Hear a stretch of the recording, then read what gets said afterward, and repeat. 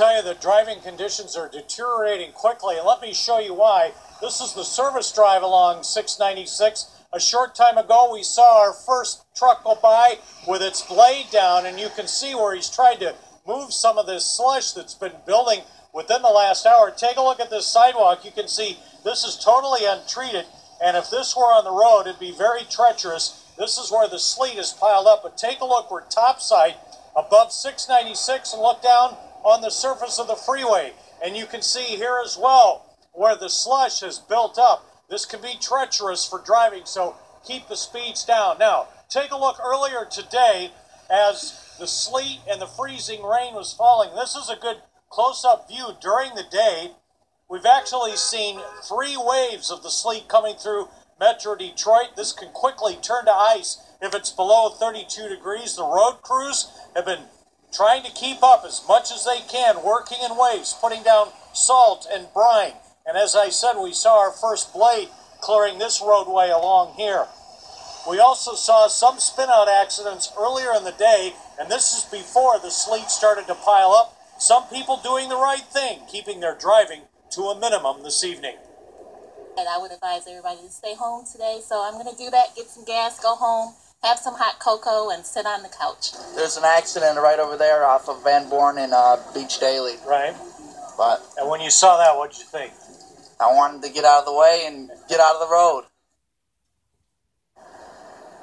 So here we are in Oak Park. The rain and the sleet, freezing rain, has been falling now steadily for the last hour. If this continues, we may have to see more plows clearing the roads. Live in Oak Park, Jim Kurtzner, 7 Action News. All right, Jim, thank you for the update there. And our Team 7 coverage continues now with 7 Action News reporter Tara Edwards. She's live in our drive cam. Tara, where are you now, and are you seeing conditions improved or worse since last time you checked in with us?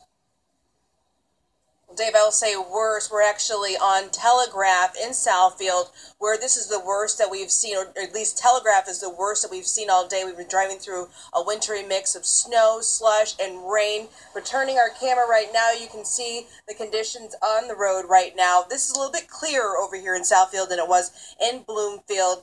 I'm not sure if you can see that there's a thick layer of snow on the ground on the roads. Most of the drivers are taking it slow, but I want to warn you, the roads are really slick. We are traveling at about 25, 30 miles per hour here.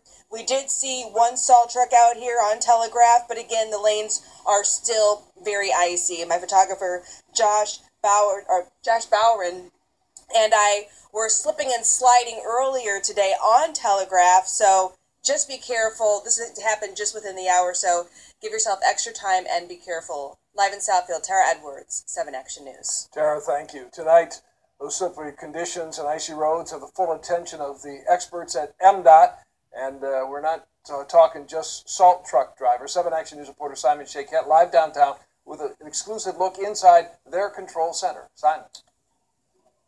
Dave, we are inside the operations center. Now, this is a room very few people have ever been inside. Take a look over my shoulder and let me show you some of the technology that they got here. The goal is to make driving safer and to keep traffic moving smoothly. On a day like this with heavy winds and freezing rain, the Michigan Department of Transportation using more than 300 cameras around the state to monitor freeways and major routes. Specifically in Metro Detroit, as we speak, there are trained operators tracking accidents and problem areas and coordinating with Michigan State Police and county road commissions for an appropriate response. Now, so far today in Oakland, Macomb, and Wayne counties, there have been a number of fender benders and spin-outs. For the rest of the night, they will continue to facilitate a response to issues as part of their 24/7 staffing of this room. Take a listen. Unfortunately, it has been quite a busy day, and the majority, at least just before we're going on air, the majority have been spin-outs, which usually means people are driving a little too fast for the conditions. Again, if you want to stay updated, you can also follow MDOT on Twitter at MDOT_Metro DET. There's also a free app they want us to tell you about. It's called MI Drive, My Drive, and that lets you tap into the very same cameras that we have here, as well as accident and construction information. We'll keep you updated, but for now, live downtown, Simon Shaquette, 7 Action News. Back to you. All right, Simon, thank you for that report. The wintry